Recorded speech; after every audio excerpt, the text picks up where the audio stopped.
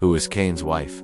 This question echoes across centuries and still haunts the curious today. In the ancient story of the first family, a mystery appears, and it has fascinated readers and scholars alike. Even though many know the tale of Cain and Abel, very few have explored the enigma of the woman who joined Cain in his exile. At the start of this investigation, ask yourself why this gap exists and what it might conceal. Stay with us as we travel through sacred pages and forgotten scrolls to unearth clues. After this question, we invite you to subscribe to our channel, The Secret Bible, and to hype this journey of discovery. Your curiosity fuels our exploration, and your support helps us reveal ancient secrets that challenge the way we understand the past. The enduring mystery of Cain's wife begins with a simple observation. The Genesis narrative tells how Cain, born to Adam and Eve in the dawn of human history, committed the first murder by slaying his brother Abel. As punishment, he was condemned to wander on the earth, and he feared for his life. The text recounts that the Creator marked him so that no one would kill him. Then comes the line that sparks endless debate. Cain knew his wife, and she conceived and gave birth to a son named Enoch. The scene is striking because there is no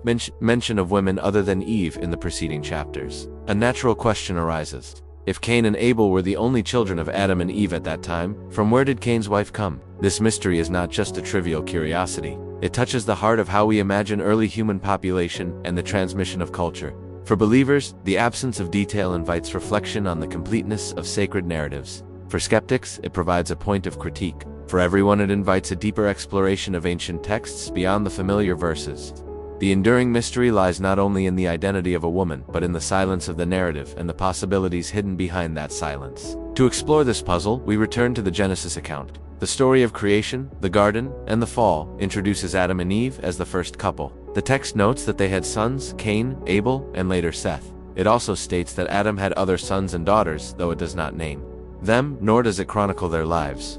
After Abel's death, the narrative focuses on Cain's punishment. He is sent east of Eden to live in the land of Nod. There he builds a city and names it after his son. There is a brief mention of his descendants and their achievements in metallurgy, animal husbandry, and music. Yet there is no explicit mention of his spouse. This gap has troubled readers who assume that the text should provide a complete genealogy. The vacuum becomes more apparent when one considers that the early chapters of Genesis compress many generations into a few verses and leave much unsaid. Some interpretations propose that the silence is intentional, reflecting a cultural context in which certain details were unimportant to the original audience. Others suggest that the silence invites readers to seek knowledge in other traditions or to rely on reason and inference. The gap raises broader questions about how to read ancient narratives. Should we expect them to answer every modern question, or should we approach them with an understanding that they are selective in what they include? In this space of silence, speculation has flourished, leading to a variety of explanations for Cain's companion. One of the most common explanations within traditional interpretations is that Cain married a sister. Genesis states that Adam and Eve had other sons and daughters, and this implies that their offspring intermarried. In a world at its earliest stage of human history, such unions would have been necessary for the continuation of the family line. Though modern readers might find the idea troubling due to later cultural and legal prohibitions, the text suggests a context in which such relationships would not have been considered wrong. Another theory posits that Cain could have married a niece or a cousin born in the second generation. Proponents of this view note that Cain lived long enough to see multiple generations of descendants, and that his wife's birth need not coincide with his own. Yet another explanation emerges from the perspective that the early chapters of Genesis summarize events over long periods. This view holds that the names given, such as Cain and Abel, may represent clans or groups rather than individuals. In this case, Cain's wife could have come from another group of people outside the immediate family of Adam and Eve. Some propose the existence of other humans created by the Creator outside the garden, who are not detailed in the narrative. This speculation is often referred to as the Pre-Adamite hypothesis. Each of these explanations seeks to harmonize the narrative with the physical realities of population growth while remaining within the boundaries of faith or reason. They highlight the ways readers attempt to bridge the gap between textual silence and logical necessity. To move beyond conjecture, we turn to an ancient text that claims to fill in the gaps left by Genesis. The Book of Jasher, also known as the Book of the Upright, is referenced in the Hebrew Bible in two places. One reference occurs in the Book of Joshua, where a poetic account of the sun standing still is said to be written in the Book of Jasher. Another mention appears in 2 Samuel, connecting a lament with this enigmatic work. The Book of Jasher we have today is a medieval compilation that purports to contain the lost book mentioned in Scripture. Its origins are disputed. Some argue it is a faithful preservation of an ancient text. Others consider it a later work compiled to satisfy curiosity about biblical narratives. Regardless of its provenance, the Book of Jasher offers narratives that expand upon the stories of Genesis. When it comes to the mystery of Cain's wife, this text provides specific details that are absent from the canonical account. Before exploring those details, it is important to note that the authority of Jasher is not accepted by all traditions. Many communities treat it as apocryphal or legendary, yet it remains a valuable witness to how early interpreters sought to answer questions left unanswered by Scripture. Its stories reveal the imaginative landscape of ancient readers and their attempts to reconcile faith with curiosity. According to the Book of Jasher, Cain married his sister. The text names her Awen and portrays her as a daughter of Adam and Eve. In this account, Adam and Eve had several children beyond those named in Genesis. When Cain killed Abel, he feared retribution, and the text recounts an episode in which Adam and Eve mourn their lost sons. Later, Cain leaves with his sister as his wife to dwell in another land. This narrative fills in the genealogical gap left by Genesis by specifying that siblings were among the earliest partners. Jasher further elaborates on the lives of Adam and Eve after their expulsion from the garden, detailing their attempts to farm the earth and their struggles with grief and labor. The text emphasizes that Cain and Awen sought to establish their own family far away from the rest of their kin, and that their descendants continued to innovate and build. While this account may not satisfy those who question the moral implications of sibling marriage, it aligns with one of the more common traditional interpretations. It provides names and scenes that make the narrative more vivid. It also underscores the humanity of the earliest characters, portraying them as complex figures grappling with love, rivalry, loss, and survival. Jasher's narrative thus offers a richly imagined supplement to the terse biblical account. However, because its authenticity is debated, its details remain a matter of interest rather than accepted doctrine. Exploring the identity of Cain's wife opens a window into broader questions about early human history as portrayed in sacred texts. If siblings intermarried, then the initial population grew from a single family, and the genetic and social implications would be unique to that early epoch. Some readers note that laws against close kin unions were given later, and thus argue that moral norms were different in the beginnings of humanity. Others who are uncomfortable with this explanation look for evidence of other populations with whom Cain could have interacted. This leads to speculations about beings outside the garden or other creations. The discussion touches on subjects such as anthropology, genetics, and comparative mythology. Some scholars compare the Genesis account to other ancient Near Eastern myths, where the first humans emerge alongside other peoples or divine beings. They examine how ancient cultures explained the origin of nations and the diversification of languages. The narrative of Cain and his descendants also invites reflection on the development of technology and urban life. Cain is credited with building a city, and his descendants are portrayed as metalworkers, musicians, and pastoralists. These achievements suggest a rapid advancement of skills among the earliest humans. The identity of Cain's wife therefore becomes symbolic of the broader mystery of how early human societies formed and expanded. It prompts us to consider the interplay between divine guidance, human innovation, and the storytelling traditions that preserve these themes. Beyond the historical and genealogical questions lies the interpretive impact of this mystery on faith and scholarship. For readers who hold the Bible as a complete and sufficient guide, the silence regarding Cain's wife may serve as a reminder that not all details are necessary for the theological message. The focus of the Genesis narrative is on moral lessons such as the consequences of sin, the justice of the Creator, and the spread of human culture. For others, the silence invites curiosity and the desire to seek out supplementary texts like Jasher, or to entertain theories that extend beyond the traditional canon.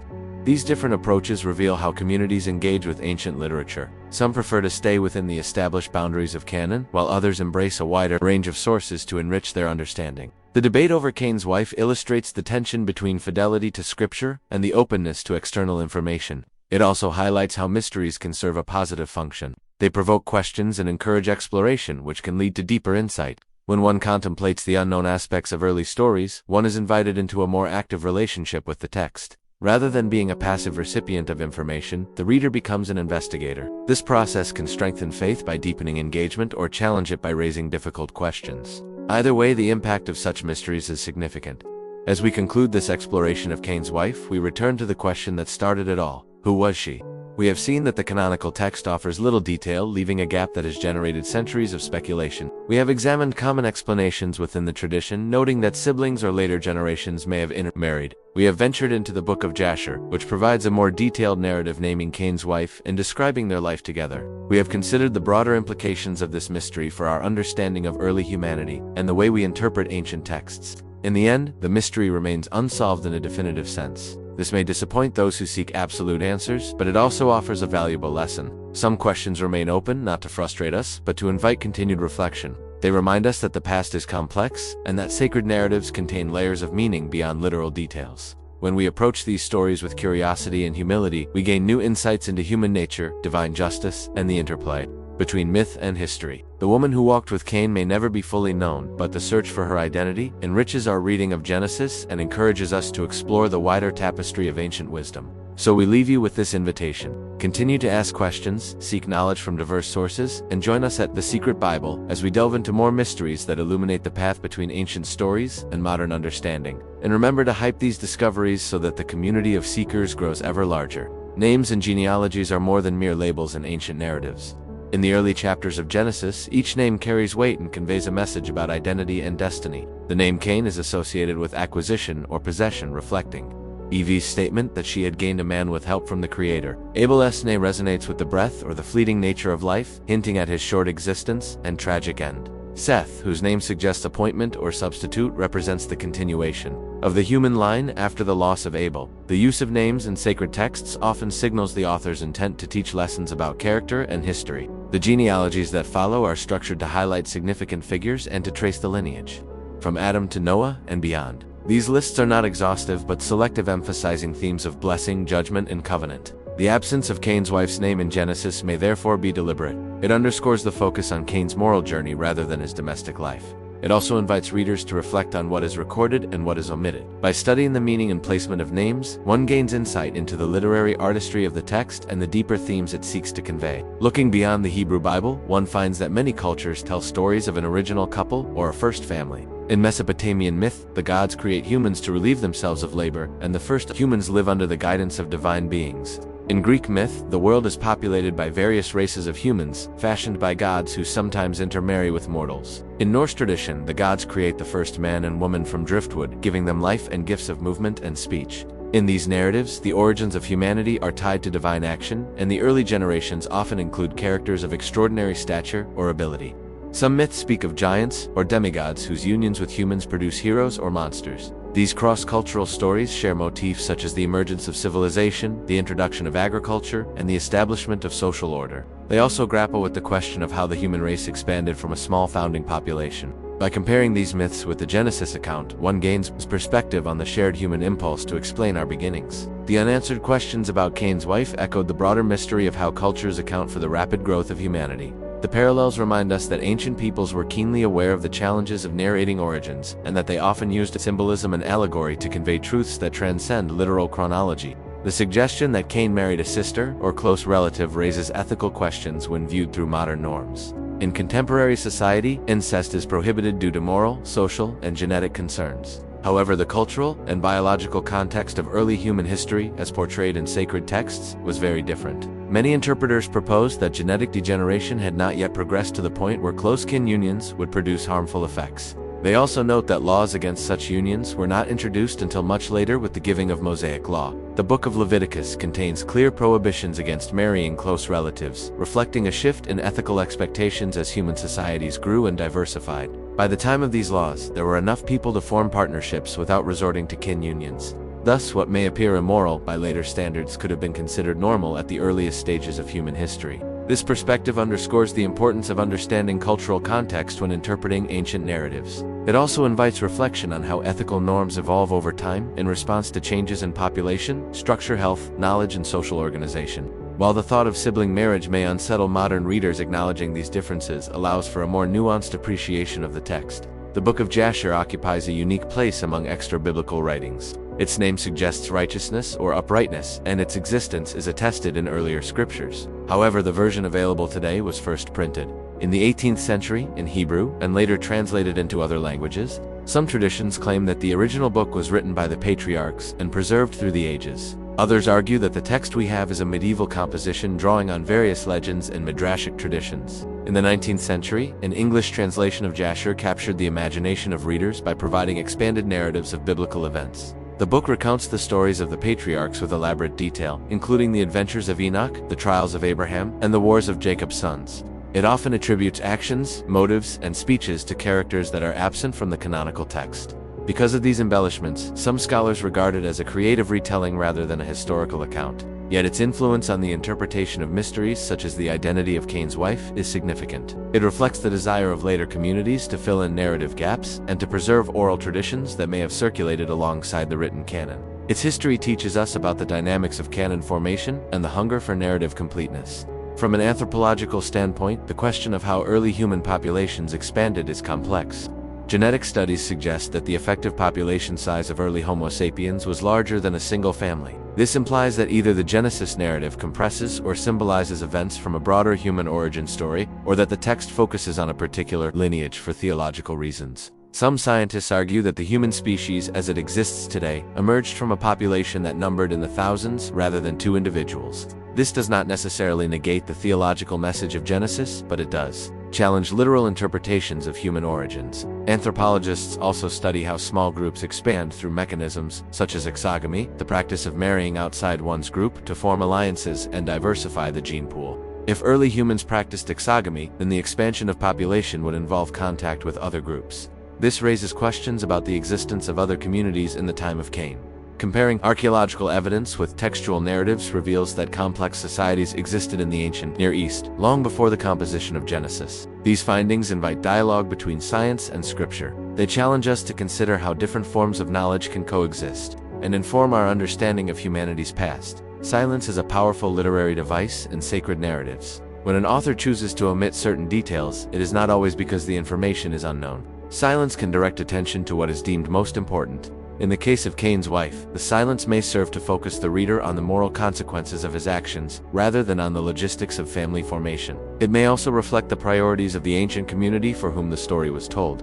The narrative emphasizes themes of violence, judgment, exile, and the spread of culture through the line of Cain. By leaving the question of his wife unanswered, the text invites readers to grapple with the mystery and to seek wisdom beyond the surface. This invites a contemplative reading where the unsaid can provoke reflection. In other parts of Scripture, similar silences appear. For instance, little is said about the childhood of Moses or the upbringing of Jesus. These gaps encourage faith communities to fill them through storytelling, tradition, and contemplation. In this way, silence can be as meaningful as speech. It allows for the coexistence of multiple interpretations and keeps the narrative open to new insights. The enduring fascination with questions like the identity of Cain's wife illustrates the interplay between myth and science. Myth does not necessarily mean falsehood. Rather, it refers to a form of storytelling that conveys deep truths through symbols, narrative, and archetypes. The Genesis account can be understood as a mythic framework that communicates theological principles about creation, human nature, and moral responsibility. Science, on the other hand, seeks empirical explanations of the physical world through observation and experimentation. When these two modes of understanding intersect, they can enrich each other. Scientific discoveries about human origins challenge simplistic readings of ancient texts, but they need not negate the spiritual insights those texts offer. Conversely, mythic narratives can inspire scientific curiosity by presenting mysteries that beg investigation. The story of Cain and his wife serves as an example of how ancient literature preserves questions that resonate across time. As we examine fossils, genomes, and archaeological artifacts, we gain a clearer picture of human history. Yet the mythic story continues to speak to our search for meaning and purpose. It reminds us that humans have always sought to understand where they come from and how they relate to the wider world. In contemporary times, interest in ancient questions has not waned. People from various backgrounds turn to scripture, archaeology, and comparative studies to find answers to age-old mysteries. The question of Cain's wife is part of a broader trend of revisiting ancient narratives with fresh eyes. Some are motivated by faith, seeking to defend or elucidate the scriptures they revere. Others approach these texts as literature or cultural artifacts, aiming to understand how they shaped human thought. The proliferation of digital resources has made previously obscure texts, like the Book of Jasher, accessible to a wider audience. Online forums and scholarly databases allow people to compare translations, discuss interpretations, and share discoveries. In this environment, the conversation about Cain's wife becomes a microcosm of the global dialogue about the past. It reveals the tensions between tradition and innovation, between reverence and skepticism. It also demonstrates the human drive to connect with ancestors through stories. The continued engagement with this question shows that mysteries have enduring power to unite curious minds across time and space. Finally, we reflect on the role of faith and doubt in grappling with biblical mysteries. Faith involves trust in a larger narrative that may not answer every detail. It allows believers to accept silence as part of the divine design. Doubt, on the other hand, is not necessarily antagonistic to faith. It represents the honest questioning that arises when we encounter gaps or apparent contradictions. When we ponder who Cain's wife was, we exercise both faith and doubt.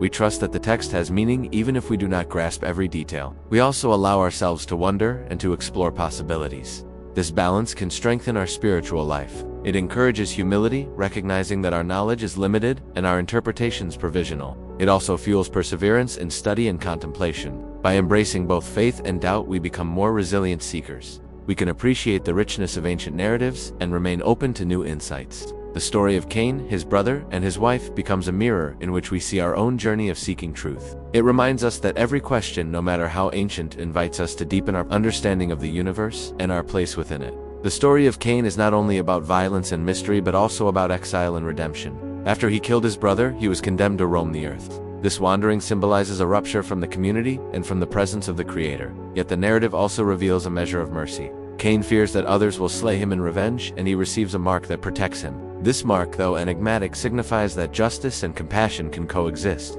It serves as a boundary that prevents further escalation of violence. The exile to the land of Nod becomes the setting for new beginnings.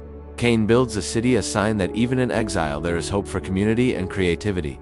The presence of his wife in this context is significant. She accompanies him in his journey away from the familiar and into the unknown. Together they represent the potential for life and culture to arise from brokenness.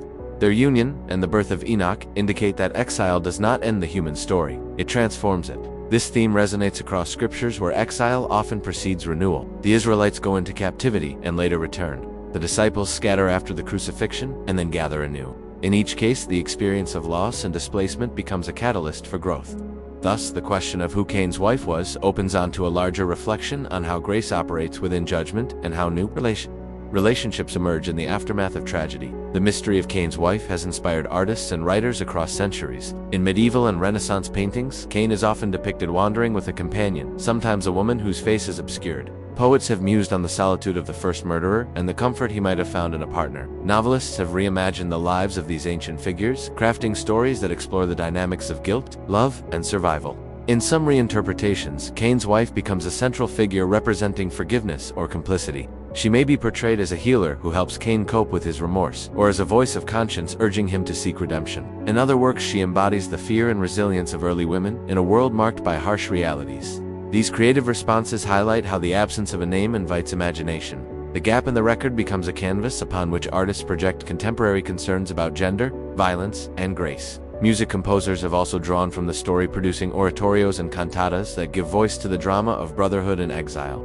These artistic endeavors testify to the enduring power of the story and the way its unanswered questions stimulate human creativity. By engaging with these interpretations, one can appreciate how biblical mysteries continue to resonate in culture and the arts. The silence surrounding Cain's wife is part of a broader pattern in which the women of Genesis are often unnamed or marginalized. Eve is central at the start, but many subsequent women appear without names. The sisters and wives of the patriarchs frequently play crucial roles, yet the text records little about them. This pattern has drawn attention from scholars who examine how gender roles are depicted in Scripture. Feminist interpreters argue that the absence of names does not mean the absence of agency. Rather, it reflects the patriarchal context in which the stories were recorded. Women were often the bearers of life, culture, and oral tradition, even if the written record does not highlight them. The story of Cain's wife invites a reconsideration of how we read these narratives. By asking who she was, we acknowledge that her presence mattered. She was not a mere footnote, but an essential partner in the continuation of humanity. Recognizing the silent women of Genesis encourages a more inclusive reading of Scripture. It invites us to imagine their perspectives and to honor their contributions. It also challenges contemporary readers to question how historical narratives have been shaped by the voices that recorded them. By bringing these women into focus, we enrich our understanding of the sacred story and affirm the dignity of those whose names have been lost. The reception of the Book of Jasher and other apocryphal writings varies widely among religious communities. In Jewish tradition, some sages were aware of Jasher but did not include it in the canon of Scripture. In the Christian world, early church fathers occasionally referenced apocryphal works, but generally distinguished them from authoritative texts. During the Renaissance and the Enlightenment, there was renewed interest in apocrypha. As scholars sought to reconstruct ancient history, the translation of Jasher into European languages sparked fascination among lay readers who were eager for more detailed biblical stories. In some groups, particularly within 19th century religious movements, the Book of Jasher was embraced as a valuable source of additional knowledge. For example, certain interpreters in the Latter-day Saint tradition considered it a useful but non-authoritative resource. Others were skeptical and warned against giving it equal weight to canonical scripture. The debate reflects broader questions about the boundaries of revelation and the criteria for sacred authority. The story of Cain's wife serves as a case study in this debate. Whether one accepts Jasher's account or not depends on one's view of canon and tradition. The diversity of receptions across history illustrates how communities negotiate the desire for narrative fullness with the need to guard doctrinal purity. Studying this reception history provides insight into how sacred texts are transmitted, interpreted, and valued over time.